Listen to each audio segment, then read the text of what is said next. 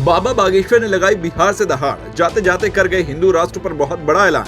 कट्टरपंथी सोच भी नहीं सके, बाबा बागेश्वर ने रख दी हिंदू राष्ट्र की नींव। पप्पू यादव दिखे भयभीत। तुम हमारा साथ भर दो, हम तुम्हें हिंदू राष्ट्र देंगे।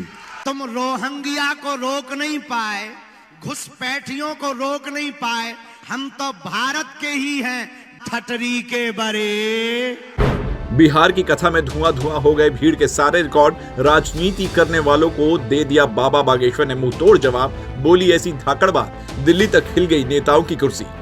लोगों को लगता है कि हम तोड़ने आए हैं, सच ये है हम हिंदुओं को जोड़ने आए हैं।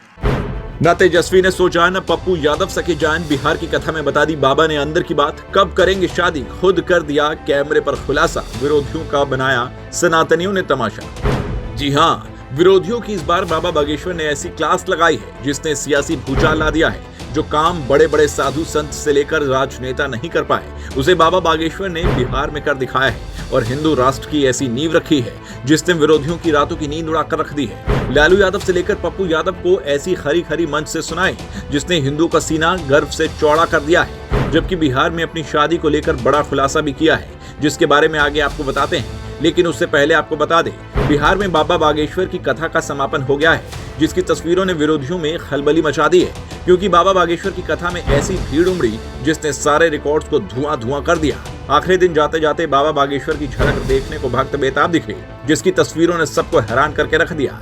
वहीं कथा के समापन पर बाबा बागेश्वर ने बड़ा बयान दिया।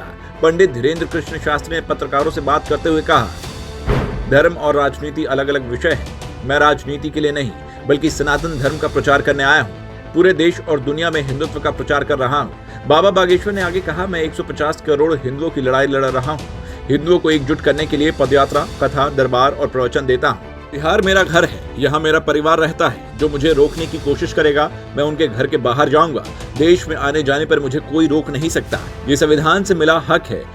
वो यही नहीं रुके, इसके आगे ये भी कहा कि ये वही बिहार है जहाँ भारत के एक संत को राम कथा के लिए रोक लगाई जाती है। तो बिहार के लोग गाँव-गाँव से पैदल चलकर खेतों में आकर लाखों की संख्या में शामिल होकर उसको मुंह तोड़ जवाब देते हैं। धन्य है बिहार। हम किसी के पक्ष विपक्ष में नहीं है, हमको नेता नहीं बनना है, हम तो हिंदुओं के सपोर्ट में हैं। बाबा के इन बयानों ने तेजस्वी से लेकर पप्पू यादव की टेंशन बढ़ा दी, क्योंकि जाते जाते बाबा बागेश्वर एक बार फिर विरोधियों को चेतावनी देते हुए कहा कि पेट का दर्द ठीक नहीं होगा, जल्द आ रहा हूं बिहार। लेकिन हमें भरोसा है कि यदि भारत हिंदू राष्ट्र बनेगा तो बिहार सबसे पहले हिंदू राज्य होगा।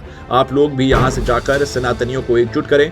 आपस में बांटकर हमारा फायदा दूसरे लोग उठाते हैं, उनसे सतर्क होकर देश के लिए तटस्थ बनना होगा। खबरों की माने तो अब बाबा बागेश्वर हिंदू राष्ट्र के लिए यूपी से पदयात्रा शुरू करेंगे। वो देश भर के सनातनियों को एकजुट करेंगे।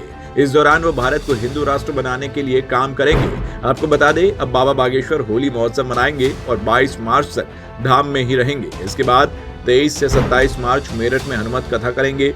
हालांकि उन्होंने अपनी शादी पर बड़ी बात कही है। शास्त्री ने बताया कि वो जल्द ही शादी करेंगे और दुल्हा बनने वाले हैं। हालांकि उन्होंने ये स्पष्ट नहीं किया है कि उनकी जीवन संगिनी कौन होगी, जिसने भक्तों को भी हैरान कर दिया है।